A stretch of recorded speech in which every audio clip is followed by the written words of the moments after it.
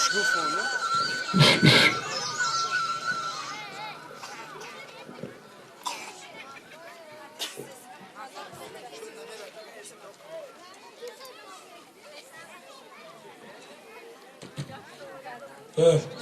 Giri pulata.